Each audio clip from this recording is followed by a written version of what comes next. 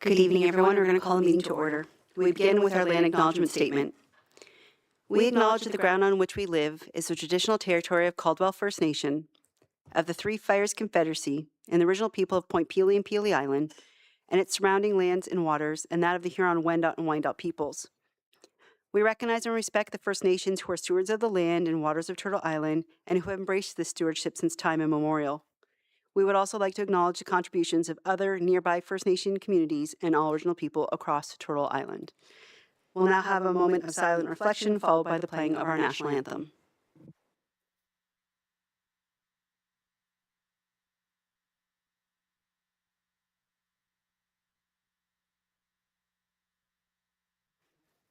Please stand for the playing of the national anthem.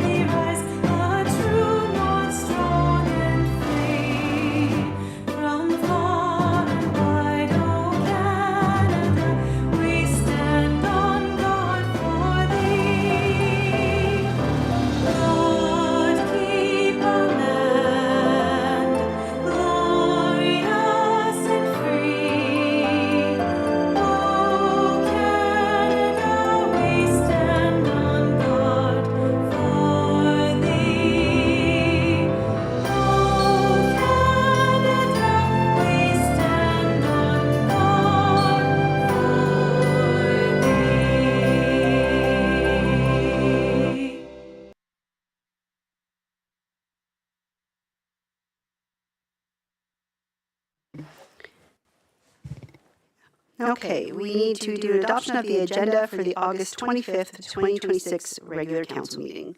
Moved by Councillor Segan, support by Councillor Richo Spagnolo. All in favor? That carries. Any disclosures of pecuniary interest? Okay, being none. There is a recommendation that the minutes of the public planning and regular meeting of council held August 11th, 2026 be adopted as presented. Moved by Councillor Carrick, support by Councillor Burns. All in favor? And that also carries. Mayor's comments, so we have a few. It's been a very busy couple of weeks, including a very busy week in Ottawa for the AMO conference. I want to thank our staff who attended and supported our delegation meetings, as well as the members of council who made the trip. We have experienced canceled flights, delayed trains, and now flat tires. So thank you all for attending and getting to and from safely. We had a number of successful and productive conversations with provincial ministers about issues and priorities that are important to LaSalle. I also had the opportunity to speak directly with Minister of Transportation, Pramit Sarkaria, regarding e-bike and e-scooter safety. Obviously, it's an important issue in the town. We've heard a lot about it. So we were letting him know that we're particularly concerned with the age of the riders, as well as illegal devices, speeds, and the use of our sidewalks and trails. And it was encouraging to hear that the province does recognize these concerns and will continue to advocate for stricter penalties and clearer information for our police services, as well as our municipalities. So that was good news. Our next LaSalle Night Market takes place this Sunday, August 30th from 4 to 8 p.m., and that's here at the Civic Center. There will be more than 80 vendors to explore, along with family-friendly entertainment throughout the evening. The dance studio at Absolute Fitness will be performing, and we will have live music both at the library stage and near the cenotaph. We hope to see everyone there as well. Everyone is always welcome. Let's see, our final night market of the season will take place on Sunday, September 27th, and that one will be at the Event Center, so it's moved indoors, and full night market details are available on the town's website. September is recognized as Childhood Cancer Awareness Month, and so to help raise awareness of childhood cancer, its impact on families, and the support needed for children facing a diagnosis, we will be holding a flag-raising ceremony on Wednesday, September 2nd at 12 p.m. here at the Civic Center. Everyone is also welcome to join and show our support for children and families affected by childhood cancer. And finally, Labor Day weekend is just around the corner. Town Hall and the Balmer Culture and Rec Complex will be closed on Monday, September 7th for Labor Day. And I'd like to take this opportunity to thank our dedicated and hardworking town staff for everything they do through the year. I hope everyone has an opportunity to enjoy a relaxing and fun long weekend. Labor Day also means that another school year is almost here. Students will be heading back to school the week of September 8th. And on behalf of Council, I just want to wish all the South students, teachers, support staff, and families a safe and successful start to the new school year. With students returning, it's just a reminder that the speed limit around all of our grade schools is 30 kilometers an hour. So please give yourself a little extra time, watch for children walking and biking, and please drive carefully. That's all I have for the comments today. We don't have any public meetings or hearings, and we don't have any presentations and delegations, so we're going to go into our staff reports. Item 1 is Committee Governance Policy, Quarter Revision, and Committee of Adjustment Terms of Reference Waiver Request, and that's going to be presented by our Deputy Clerk, Ms. G. Thank you, Mayor Lash. So tonight I'm presenting my report regarding recommending a waiver on the length of term provisions in the Committee Governance Policy and the Terms of Reference for the Committee of Adjustment and the Quarter Revision. There is a provision in each of these stating that the membership ends with the term of council, which is November 14th. The Committee of Adjustment reviews minor variance and consent applications under the Planning Act, and the Court of Revision hears appeals on drainage assessments under the Drainage Act, both of which have legislative timelines and requirements. So if in the event that we do have applications pending or things in the queue for both of these departments, with the cease of the membership, that may deter the process. So to maintain continuity of both during this transition, administration is recommending a waiver of this provision and an extension of the current committee membership until such time as a new committee and a court are appointed. We have contacted all the current members of both the court and committee, and they have confirmed their willingness to continue serving until the new term is appointed. And recruiting for new members will begin in November, and a report will be brought to our new council in December or January. So the recommendation is that council waives the lengths of term provisions in the Committee Governance Policy, the Committee of Adjustment Terms of Reference, and the Court of Revision Terms of Reference, and extends the appointments of the members of both those bodies until such time as new members are appointed. And with that, I'm available for any questions. Thank you. Thank you very much. Members of council, questions or comments? None? I have a couple. First one would be, I know we're saying we're waiting until November for applications. Is there any way to start accepting applications sooner so that once that new council is in place, we could appoint someone a little earlier, or is it too much with the election currently going on as well? So under the policy, it is up to the new council to appoint the committee. So really, even if we started earlier, it wouldn't be until the first meeting in December, which is, I believe, December 8th, or that's what we're shooting for. So really, it wouldn't make that much of a difference. Okay, I just want to make sure there's enough time for people to apply. I don't want them to feel like they didn't get to see the advertisement or didn't feel there was enough time to apply for these committees. The next question I had was really regarding the Drainage Act. I don't know if there's any wording in it that prohibits what we're doing and allows us to make these changes. I just want to make sure that falls in line. Okay. And then my last comment, and it's probably something we can consider after this election, should we look at changing the time? Because I feel like if every 4 years we're going to have to give this extension, maybe we should make that adjustment. Yeah, so at the same time, when we're bringing, around that same time, when we're bringing back a report to council with the applications, we are reviewing the terms of reference at the same time. We're reviewing the remuneration. So all that will be brought back in December or January. Thank you very much. Answers all my questions.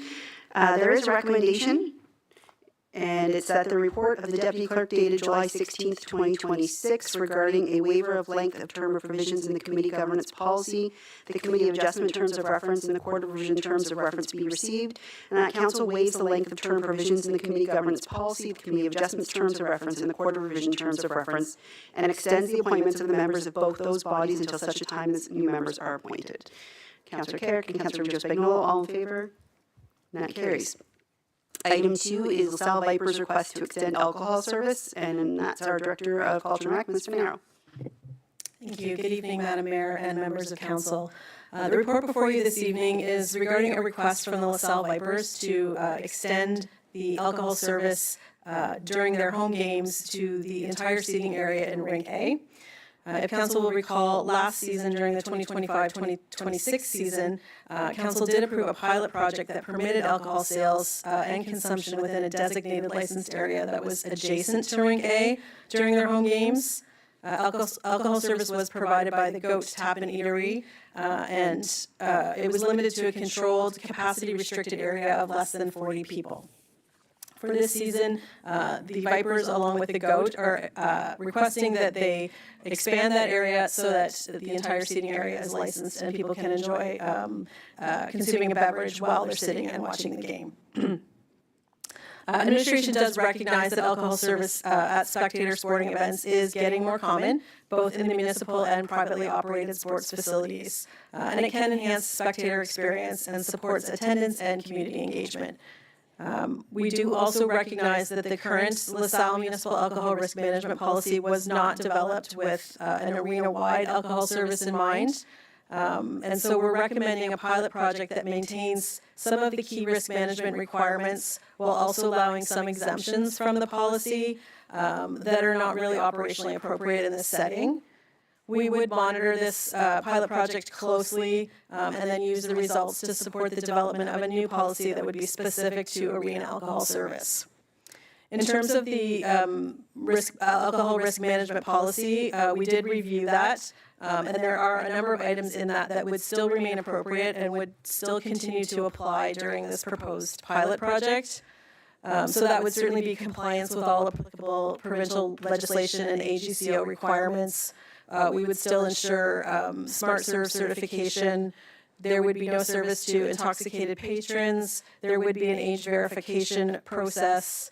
There would be requirements related to preventing service to minors. We would still require insurance, incident reporting and documentation, indemnification, and ongoing monitoring and review. There are a few items from the existing policy that we would consider waiving for the purposes of that, and that would be specifically the prescribed event staffing ratios that are currently contained within the policy, and then the licensed security requirements that are really intended for festival-style events rather than a setting such as this. There still would be licensed security as part of this. However, it would not require a licensed security guard at every public entrance to the arena. We did also consult with LaSalle Police Service regarding this proposed expansion, and they advised that a paid duty officer would not be required as a condition of this pilot project, unless there were to be some sort of incident or situation that changed, and they would require it, but at this time they do not require that. So rather than exempting the pilot project from the entire policy, we're recommending that council approve a pilot project operating outside specific areas of the policy while maintaining key risk management requirements, along with compliance with all applicable provincial legislation and AGCO regulations. And then information that's collected throughout this pilot project would be used to develop a future arena alcohol service policy tailored specifically to this type of setting. There are no anticipated direct costs to the town associated with the implementation of this pilot project as well. And that concludes my report. I'm available should you have any questions. Thank you very much. Councillor Carrick. Thank you, Your Worship. Just a couple. So if we're talking in the seats, is my understanding, is that right? So inside, so would they get it from the same area where it was before and then be able to go in them doors and go around so they're not running around the entire arena with alcohol? Would it be sectioned off that way so they go up into the seats, come back around so they're not coming in the foyers and by the pool and all that other area and the boats? So that's one question. I guess the second question is, so clean up afterwards. So are our staff or the Vipers helping with the cleanup of the empty containers or whatsoever that might be left over? That's the concerns I have. Thank you for the question, Councillor Carrick. The alcohol service would be immediately inside of Rink A, closer to the players' benches. and then the alcohol would remain within the rink. So it would not be going out near the pool areas. It would be in the stands. We would be requiring that either the GOAT or the Vipers provide, whether it be staff or volunteers that are going to be monitoring the stands to ensure that, there's not service to minors, that patrons aren't purchasing alcohol and then giving it to someone else. Also watching that alcohol wouldn't be leaving the facility through any of the exit doors. In terms of cleanup, currently our staff clean up the stands after a game, but that is certainly something, if council wishes, we could request that the Vipers also provide some volunteers to assist in terms of cleanup of any empties that may be left behind. One more follow-up. So what would be the cutoff time for alcohol then? Would that be between the second and third period at the start of the third? Thank you again for through you, Madam Mayor. The agreement last year was with 10 minutes remaining in the third period, so we would aim for the same this year as well. Councilor Spagnolo? Thank you through you to Ms. Finaro. So a couple of my questions were answered. Would we utilize auxiliary police to attend just to help with control? So I guess that would be to you, Deputy Chief, for that one.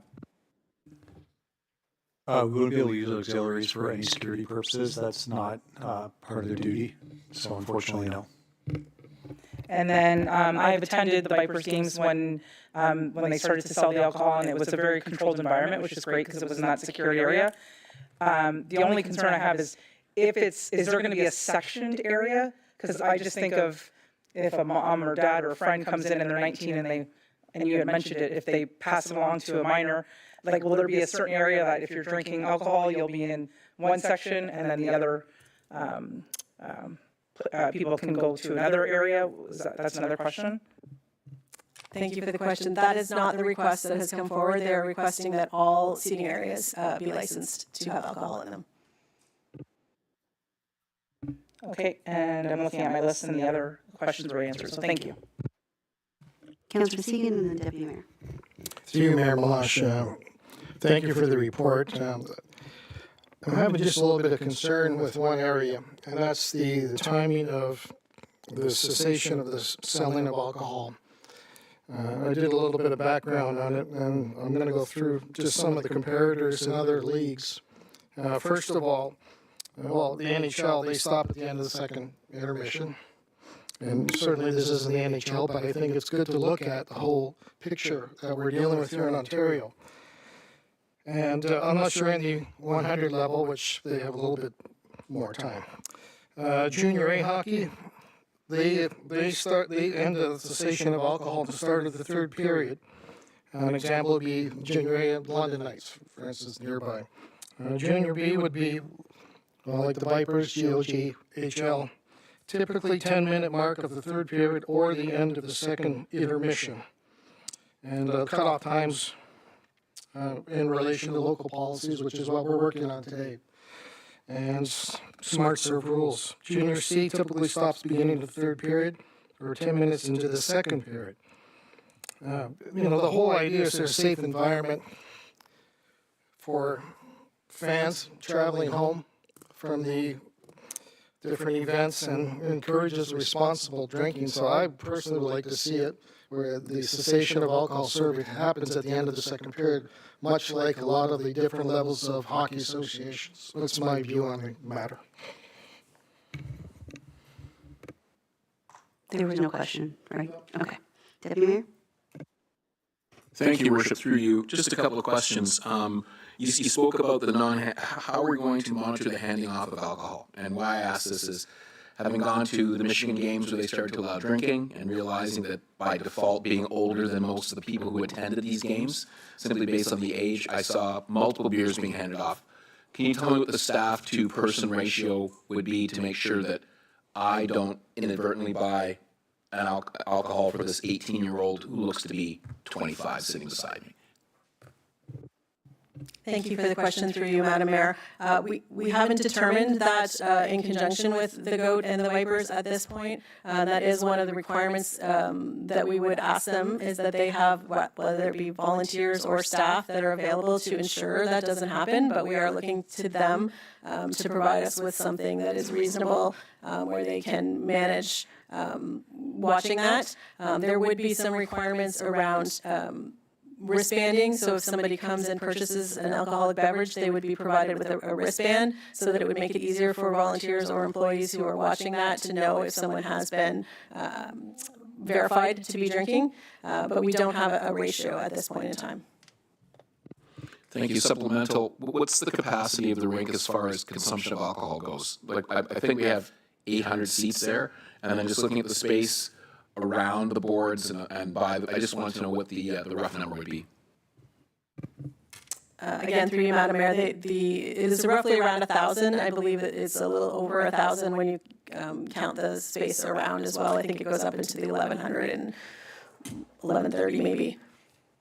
And then lastly, Your Worship, so would this mean that all of our security staff would also be SIP trained or some type of intervention trained? I realize under the requirements to get their investigator's license, allow them to be security guards, they touch on it. But if they're working for us and it's our liquor license that's liable for any over-service or incident, and having seen what the AGCO can do to suspend liquor licenses, I'm just wondering where that line sort of exists, where town employees or people paid by the town who have maintaining and retaining the liquor license as their best intention, not to suggest that anybody else does not, but just to make sure that we can ensure that we don't have an inadvertent social miscue that costs us our license for a month or for 2 months.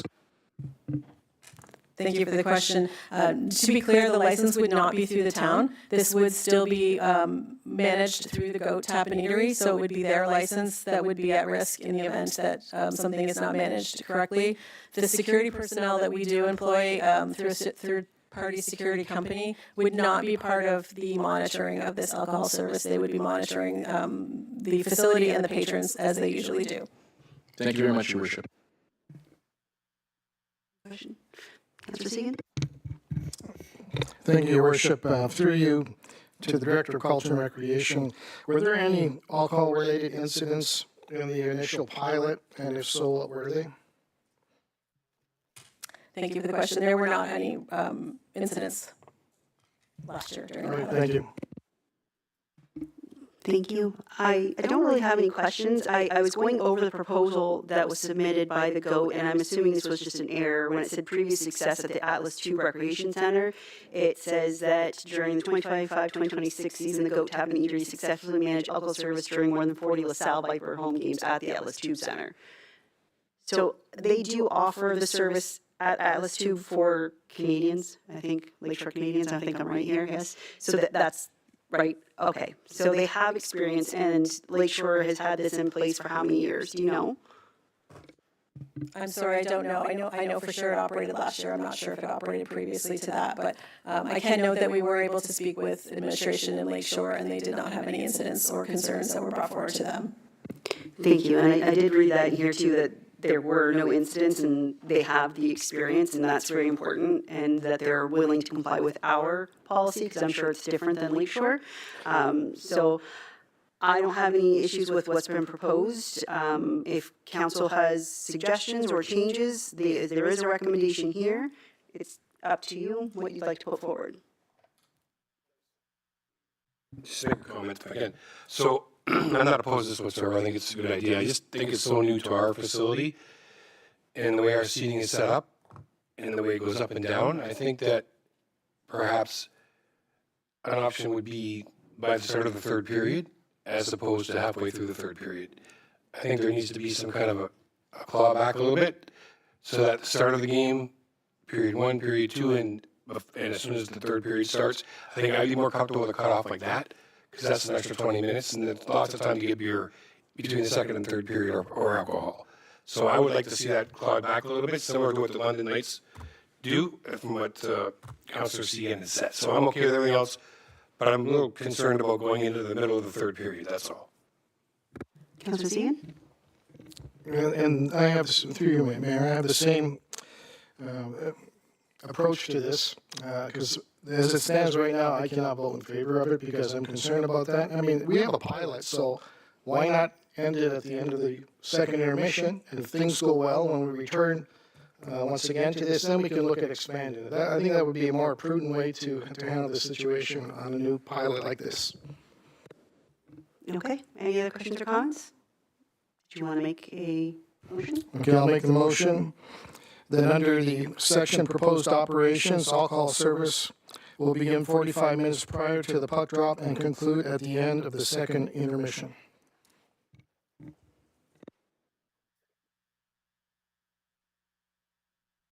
So I have moved by Counselor Segan and I have support by Counselor Carrick. All in favor? And that carries. Thank you.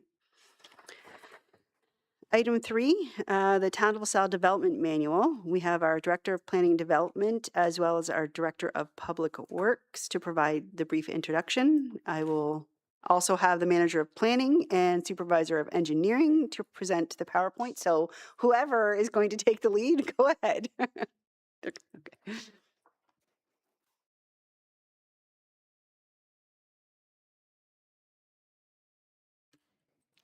Thank you, Madam Mayor. Just one moment while we get our presentation up and running.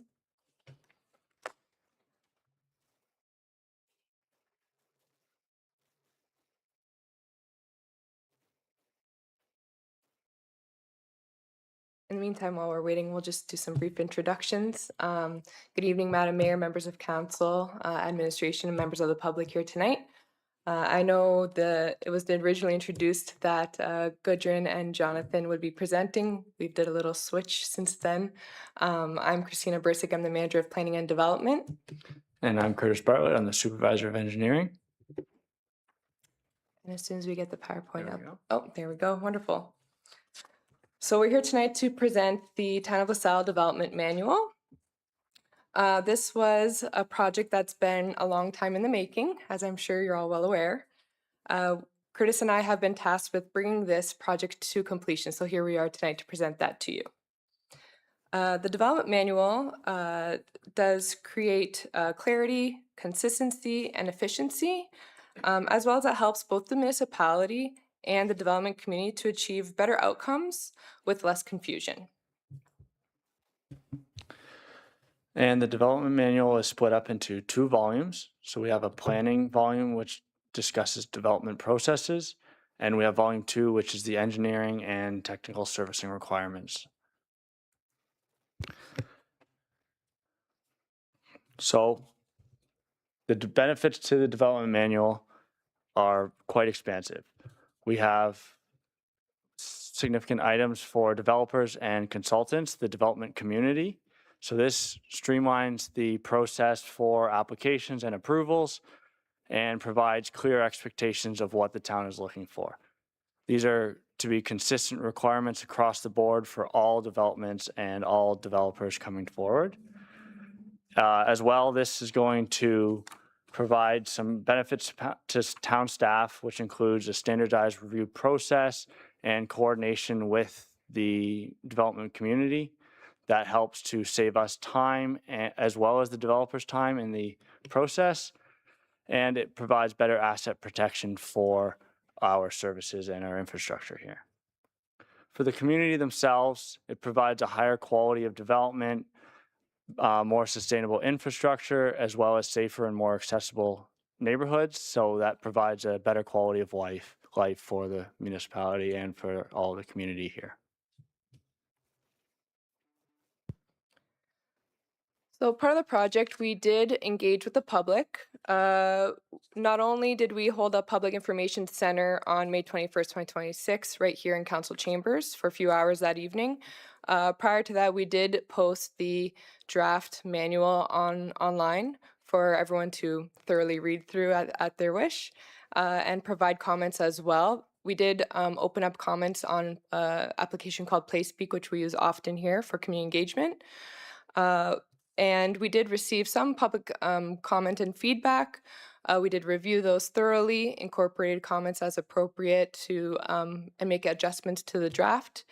And we updated that manual, and we've since then have posted the updated version on the website for tonight's council meeting. So as Curtis mentioned earlier, there are 2 volumes within the development manual. Volume 1 is planning focus, and that's what I'm here to speak more to tonight. Curtis will later speak to the engineering volume. So volume one, the planning volume, does include sections that describe and explain the types of planning applications. It goes through the development process, tries to simplify that as much as possible, as well as it also outlines additional development requirements. For example, explaining what to include in site plan drawings, and also explaining any kinds of building permit requirements. So going into a little bit more deeply here, one of the sections we have is town legislation and authorities. Here we identify within the Planning Act the various types of applications someone could apply for. It explains what they are, what you would use it for, and it also explains the regulations for them. For example, it'll explain to you how to what a minor variance is and when you would need that. It further goes to explain the County of Essex. So those that may not have ever developed in the town of LaSalle or in the County of Essex may not realize we're a two-tier municipality or a system here. So we being the lower tier, there are certain applications where the County of Essex is the approval authority. So we go into that in detail in explaining our process. So someone who has maybe only developed in the city of Windsor, for example, wouldn't realize that we also need to consult and work with the county on certain applications. We also explain the various external agencies that we do consult with and request for review and comments on for our various applications. To name a few, that would be the Conservation Authority, Canada Post, First Nations, school boards, and provincial ministries. And we've also included the various town bylaws and policies that are primarily focused or useful during development or development process. Something that developers may need to know. For example, of course, the zoning bylaws referenced, a fence bylaw, and of course, development charges bylaw, and that's just to name a few. So further, volume one includes the Planning Act applications, as I mentioned before, from official plans, zoning bylaws, draft plan of subdivision and condo, consents, minor variances, and site plan control. As I said, we do identify what the submission requirements are for these various applications, as well as what those approval processes are for them. We've also included a list and explanation of various types of technical reviews and reports and studies that we may request, and what those requirements would be for those studies and reports. With that, we've made a conscious effort to use flowcharts, tables, and graphics throughout this document, so it's not just words. However, there are times where we have complex items obviously explained with text, but then we follow that up with, say, a flowchart. For example, the site plan process. It may seem very daunting to some, but we've tried to simplify and make it as easy to follow as possible by using a flowchart in one of our appendices. We've also included, as you can see up on the screen, there's a 5-step process at the bottom of the slide. That is actually in our development manual to help explain our approval process.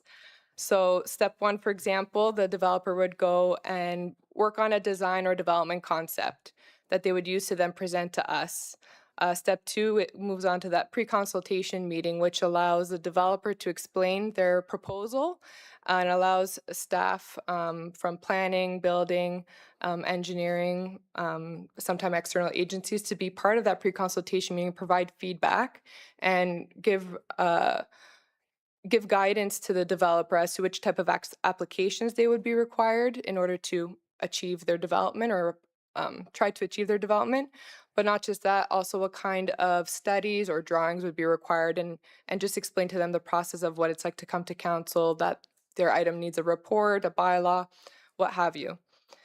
From there, then the developer would go back and prepare all their studies in their application, their complete submission, and they would move on to step number 3 and submit a formal planning application. From then, staff would take that in, we'd review that application, and we conduct our development review, which is step 4. Sometimes here we have those comments from external agencies. Of course, then sometimes we have additional submissions. We give them comments. They make a couple changes to our application, and we do a bit of a review again. And that's all to achieve step number 5, which is approval so that they can go on and develop their site. And with that, I'm going to pass it on to Curtis for volume 2. Thanks, Christina. So volume 2 gets into the nitty-gritty of engineering, specifications, and servicing requirements. So volume 2 establishes standards for roads, transportation, water mains, storm sewers, sanitary sewers, stormwater management, grading, construction requirements, utility coordination, as well as site-specific requirements for servicing and standards. So when a developer or a consultant comes forward and finds out from the development process in phase 1, in volume 1, they realize what requirements they need, whether it's, functional servicing reports, stormwater management reports, that kind of thing, then they can flip to volume 2 and figure out exactly what requirements are needed for each of those documents. The intention here is that it creates a unified engineering guidelines across the town, so every development is on the same page, every developer understands what the requirements are, and those requirements support environmental protection, they support accessibility and pedestrian access across the town, as well as obviously active transportation. These standards have been prepared by both reviewing municipal standards from other municipalities around, as well as provincial standards that are a requirement. They've also include things that best practices that we are already doing on a day-to-day basis, and questions that we get asked every day from developers. So now they're just in writing and in an easier spot.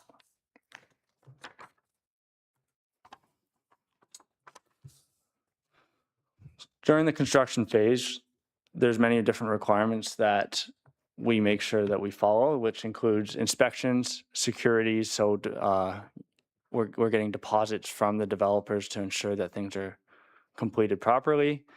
Then we ensure that there's quality assurance testing during construction, and after construction we require maintenance periods and as-built drawings to ensure everything's built properly. These result in high quality assets and long-term protection of those assets. So you might be wondering, how does LaSalle stand out from other municipalities? We have many different reasons. One specifically is we require certain thicknesses of concrete, asphalt, granular materials. Sometimes we get questions why other municipalities have not as thick granular materials. Things like that just show that we want to make sure these roads and these sidewalks actually last and don't just fall apart. Another big one is sidewalks. Sidewalks is talked about all the time. The town of LaSalle requires them on both sides of the road. Some other municipalities only require them on one. As well, during the building period, during construction, we require the sidewalks to go in almost immediately after construction of the road. And the requirement for this is to allow accessibility and walkability within those early development stages. So the first people on the block get a sidewalk to get down to the mailbox or out to another subdivision that's already developed, so they can access the town's active transportation systems and multi-use trails.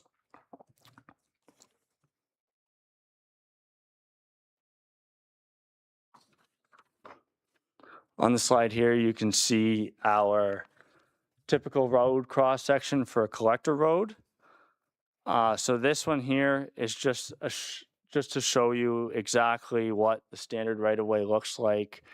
We have multiple different right-of-ways between local and collector and arterial roads, but the intention here is to explain in detail the requirements for the locations of infrastructure and the specifications, all kind of laid out in one easy to see location. The next few slides show a few more diagrams and figures that are in the manual that are meant to help provide clarity of the complex information that's sometimes within the document and might be lengthy in text, so we try and keep it a little bit simplified. This figure here is the subdivision construction timeline. So it shows a standard timeline. You don't need to look at every little box on there, but basically it's showing the different periods during construction and common confusion amongst development communities with regards to the requirements during construction. So that includes questions we get asked all the time, such as when do sidewalks go in? When do we get our securities back? When do we need to plant trees? Things like that. So it references specific sections in the manual that they can go and then reference, and that fills out that exact question that they would have. On that note, we also have this beautiful chart here, which shows exactly what securities are required at the beginning of the development. It shows formats that are approved, the required value of them, as well as the timing for the release for the developers. Thanks, Curtis. So just to reiterate, again, part of this project was to try to simplify the information to make it as clear as possible. And, we don't expect developers to spend hours reviewing this development manual every time they come for development. So these charts and figures and flow charts definitely should assist them with that. So with that, as I mentioned earlier, we do have a project web page on our town's website under the development manual. This is where this draft can be accessed. We hope to keep that web page active and maintain that as a development manual web page.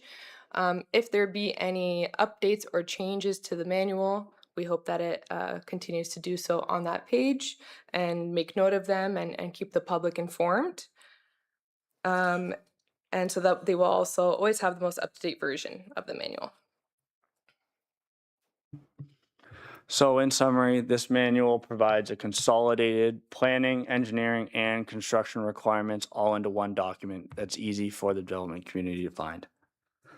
It improves the transparency, consistency, and efficiency throughout the development process, throughout the application and construction, which then provides, it supports substantial,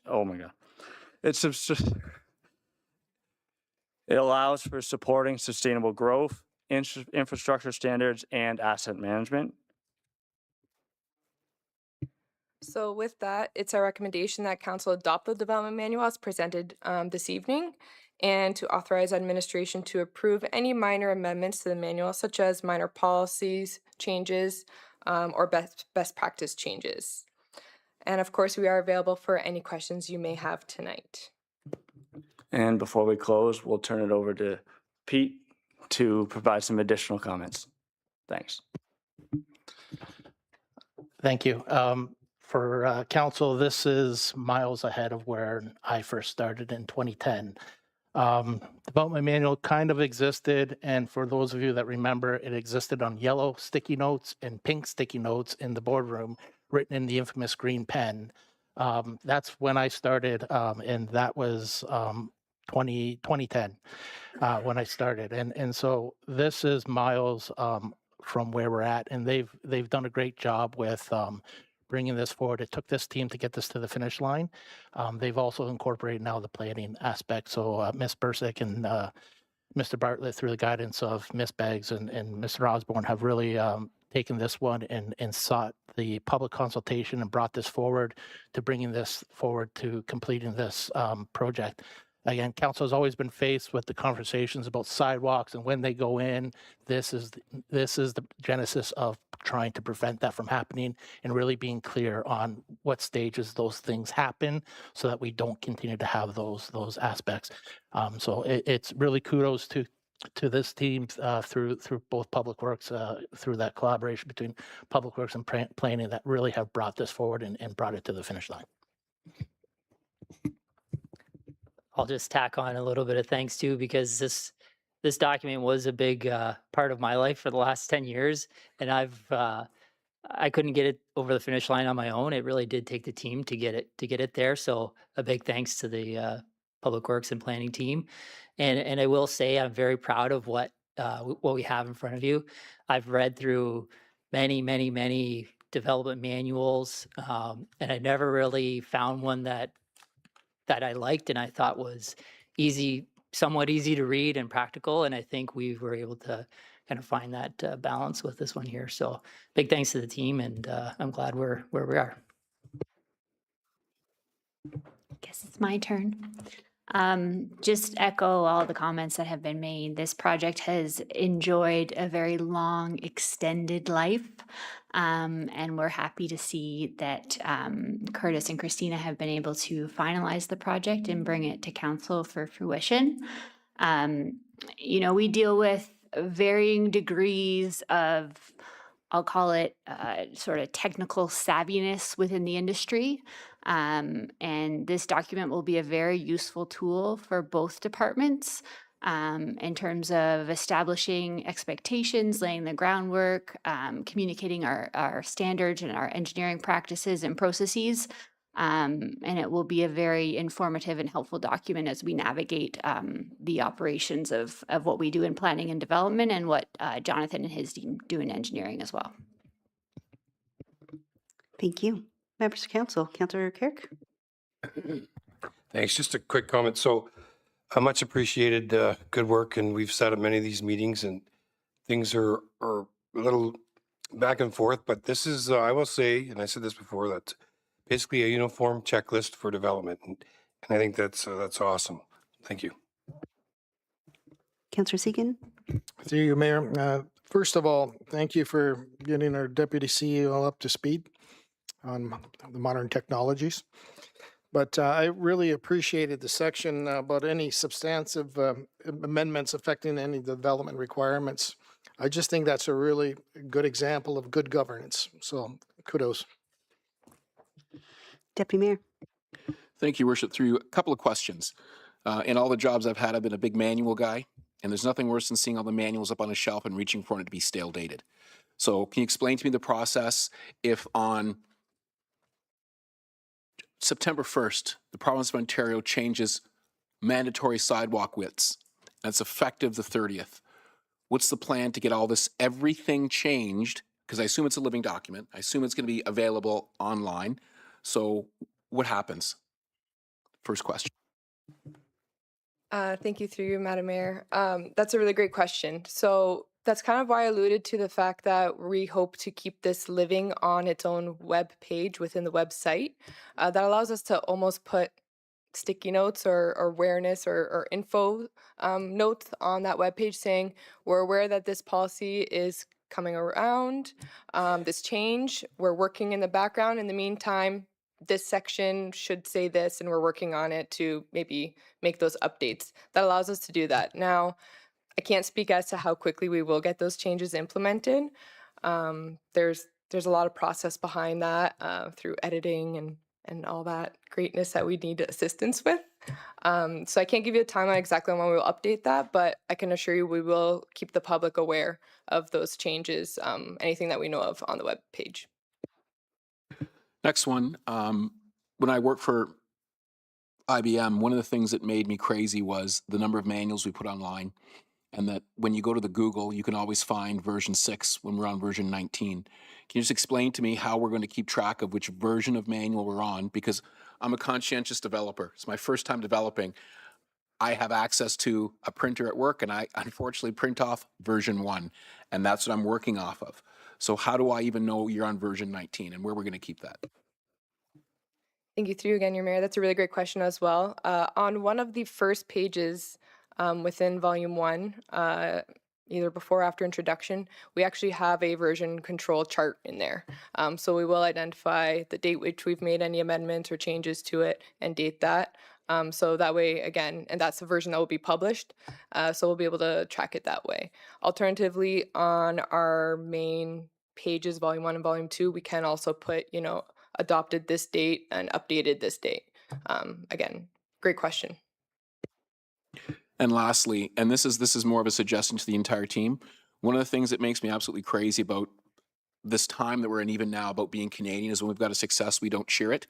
I would like this to be sent to the appropriate minister so that when they say the Tunnel to Sal is dragging its feet and is not developing in accordance with the proper bills and things like that, I want them to see what you have done. And I want them to understand that this is a community that's dedicated to meeting its requirements, doing everything transparently and openly. And I think that they need to see this. And I think it might be bragging, and I think we need to brag. Because what I would like to see is I'd like to see the other municipalities that are still, as Mr. Mara said, on yellow stickies with green pen, see what we've done, understand what it's done, because if you put this development manual out and it makes a developer from Port Coquitlam, BC decide that they don't want to develop in the Okanagan and want to come here because they can read what the rules are, I think it's something that we need to push out, because it will show people that the town of LaSalle is open for business, complying with all the provincial legislation, and set the standard for other municipalities to do what we do. I'd like to see this somehow land in the hands of the minister or on one of the senior leaders' desks, so that no one can say that we are a red tape municipality dragging our feet and slowing down in development. Thank you, Your Worship. Councillor Burns? Yes. Well, when we started this process, I had a full crop of hair. There was no white, 1991. The stickers we remember. But here's what I remember of the process. And again, I did ask Ms. Goodrin when I first got reelected again about a checklist. So I come into the municipality, small-time developer, never developed here. Do we, I haven't seen it in your process, do we have a checklist? Finite, Urca and all that. But these are all the people that you have to contact. That's what I'm interested in.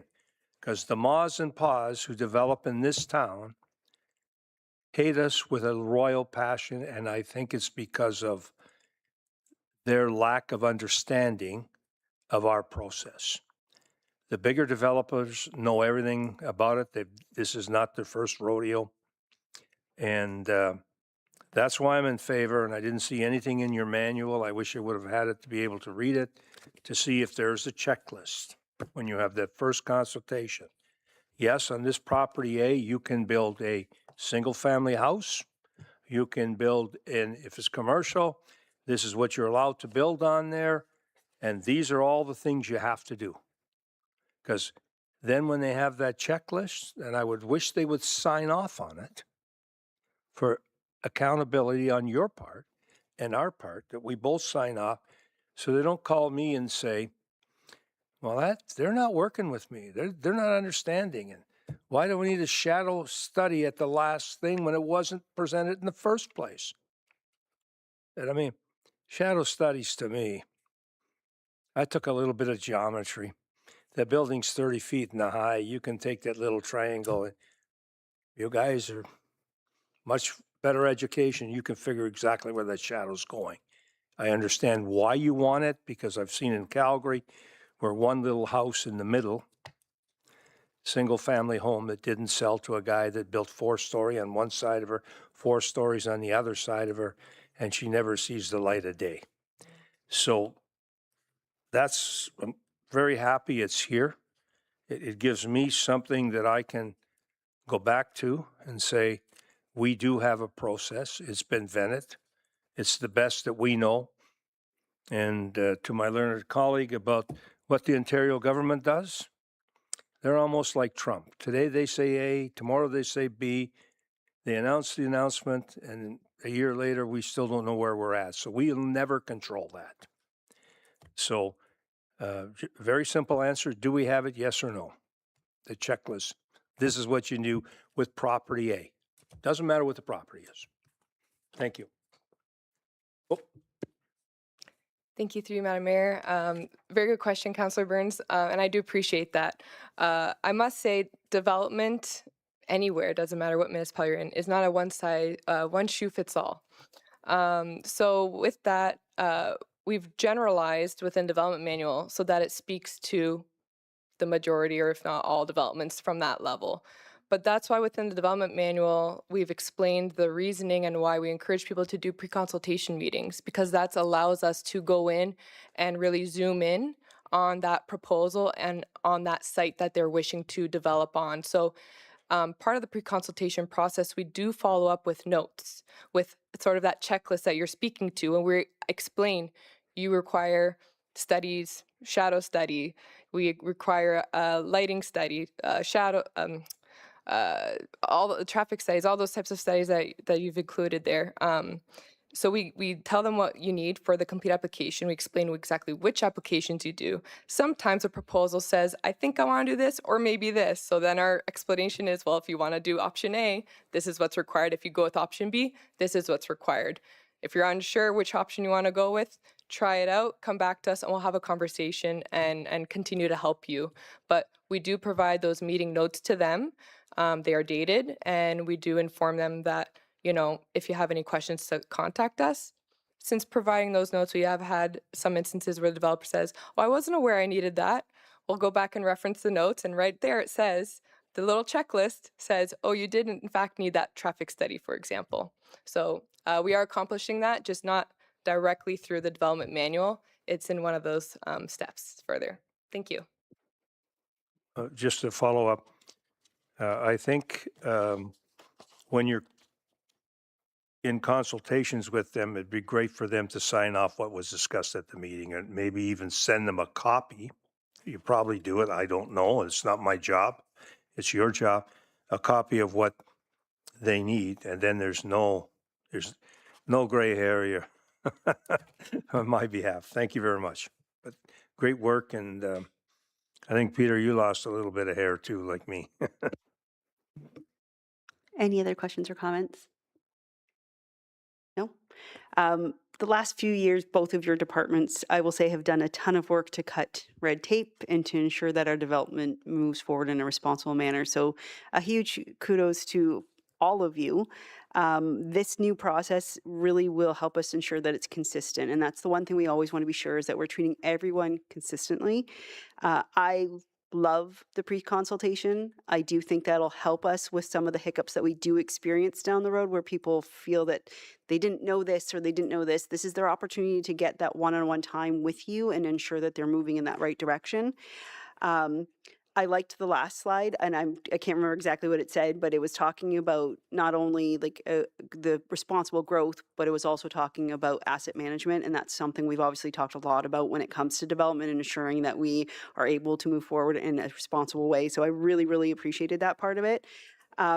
And I think one other thing we need to recognize and why this is so important is because quite often members of council get approached and say, but you know, Lakeshore does this and Amherstburg does this, and we are all unique. Each municipality has their different challenges. And so I think having our own manual will really help our developers ensure that they go forward with the things that our community appreciates. And sidewalks, yes, have always been a very big one the last, I would say, 20 plus years, maybe even sooner than that, that's been really important to them. So laying it out right from day one hopefully will help. My only question is, did we receive any pushback from the community regarding implementing an actual manual, or is it kind of being embraced with open arms by our developers? And I'm going to peek over your shoulder and look at one and see if he smirks or anything gives me a feeling if it was something they liked, but I'm hoping this does help the process. So I just wondered if we had any negative comments about it. Thank you. During all of our consultation and public agenda meetings, we did not receive any negative comments from any developers. Our comments that we received were from other local municipalities as well as one consultant firm, and most of them were all mainly just technical requirements and kind of clarifications more than anything. So none of it was outright negative, so we were very happy with that. And we're happy to be able to present something that we're hoping that the whole development community is excited for and acknowledges that we're on the same page as them. Perfect. Thank you very much. No other questions? I'm just going to add to yours, if you don't mind, Your Worship. It's easy to play the game if you know the rules. And this really spreads out the rules of the game. So thank you for that. Okay. You would like to move. So the recommendation is that the report of Manager of Planning and Development and the Supervisor of Engineering dated June 15th, 2026 regarding the Town of LaSalle Development Manual be received, and that the Town of LaSalle Development Manual be adopted and enforced as of Council's approval, and that the Director of Planning and Development and the Director of Public Works be authorized to approve minor administrative amendments to the Town of LaSalle Development Manual with substantive amendments requiring council authorization. Moved by Councillor Segan, support by Deputy Mayor Capata. All in favor? And that carries. Thank you. Thank you for the presentation. Item 4 is an extension to agreement in principle, which is the disposal of municipally owned property 1610 Sprucewood Avenue. And our Director of Planning and Development, Ms. Beggs, will present. Thank you, Madam Mayor, members of council. In August of 2024, council approved an agreement in principle to dispose of the property to dispose of 1610 Sprucewood to Timberland Homes, subject to achieving the necessary development authorizations and subject to a development agreement. That authorization was established for a 2-year period, and the expiry of that 2-year period is approaching. And so we received a formal request from the proponent, Timberland Homes, to get an extension to that authorization. Since that time, Timberland, in conjunction with the municipality, has really worked hand in glove to try and develop a concept for those lands and some abutting property that he owns, to develop a concept that's in keeping with the policy direction and the overall intent of our official plan for the municipality. And, you know, we've shared many different ideas and had several meetings to discuss sort of the evolution of what that development looks like. We had a very extensive pre-consultation meeting that was in keeping with our manual, where we talked about the necessary reports and studies and drawings that needed to accompany any future applications. And so on June of this year, we received an application for the holding symbol removal, a site plan application, and an application to formally acquire the municipally owned property. And those applications were supported by all of the relevant studies, being a traffic study, a functional servicing study, a scoped environmental impact assessment, the archaeological work necessary to support the development request. So, you know, the proponent has gone to great lengths and is doing quite a bit of work in order to be able to develop the property in the fashion that the municipality is looking for. So we're at the juncture now where we're doing our technical review. We've outsourced the environmental impact assessment to our third-party consultant for that review. So we just need a little bit more time in order to evaluate the development and kind of wrap it up into an agreement. And so as a result, we're seeking an authorization to extend the timeframe under the same conditions that were previously established. Thank you. Members of council, any questions? Councillor Segan? Through you, Mayor Malasha, just one section here about the new intersection at the corner of North Woodmont and Sprucewood connecting Gladys will be constructed at developer's expense. Is that roadway on the, I guess it would be the west side of the property? Oh, am I looking at the wrong one? No, I think it's in there, right? Sorry, through you, is that in the report? And it's on, let's see what pages is. You have 2 maps in the report. So I think, so the previous report that was contemplated in August 2024 was attached as an appendix to this report. So I think that's where it may have made mention to that extension. And so the development that is being proposed will extend, North Woodmont will extend to the west of that property. Okay, that's what I was asking about. Yeah. Okay, thank you. Any other questions or comments? None? Okay. Recommendation is that the report of the Director of Planning and Development dated August 5th, 2026 regarding an extension to the agreement in principle for the disposal of 1610 Sprucewood Avenue be received, and that council supports the following: extending the agreement in principle, dispose of municipally owned property located at 1610 Sprucewood Avenue, originally approved by council on August 22nd, 2024, for an additional 2-year period under the following conditions. A is that the purchaser pays the full appraised property value as confirmed within the appraisal report completed by Bauer & Associates, which was dated February 27th, 2024, and that the legal transfer or disposal of municipally owned property be tied to a future development approval and council report that deals with the required Planning Act applications for approval. the municipally owned property be legally transferred, declared surplus, and formally disposed of as part of the registration of said development agreement on title, subject to any additional terms therein, and that the extended agreement in principle shall expire on August 25th, 2028, being 2 years from the date of this report's consideration by council, following which the property becomes free and clear for future disposal at the direction of council, and that should the proponent, Timberland Homes, seek to further pursue the acquisition of 1610 Sprucewood Avenue following the expiry date of the extended agreement in principle, a separate report and recommendation to council will be required. Moved by Councilor Burns, support by Councilor Richo Spagnolo. All in favor? And that carries. Thank you very much.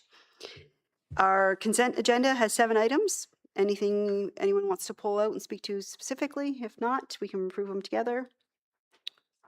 Yes, motion to receive the 7. Councillor Carrick, Councillor Segan, all in favor? That carries.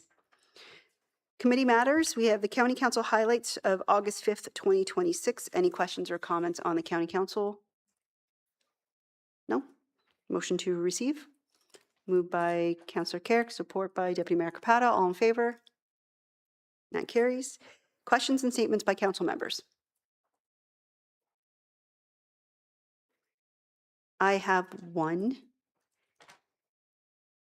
I had Mondays with the mayor yesterday, and a resident came and asked a couple questions about tree replacement in the municipality. And I was pulling up our past report, and my mind could not remember if I received an update or not. But in the report, it says that the policy should have been coming back for review in July of 2025. I don't know if we got that update or not. And if we didn't, I was wondering if staff could prepare an updated report on that program, whether or not residents are actually looking for tree replacement within the boulevards as it's listed in that policy. And is there a way to extend the policy further, and maybe what others are doing when it comes to that kind of tree replacement? I find I've received more complaints in the past year because we've had so many severe storms that more people are taking their trees down. So I'm getting the other side saying, well, are they being replaced? So I was just wondering if our policy is being used.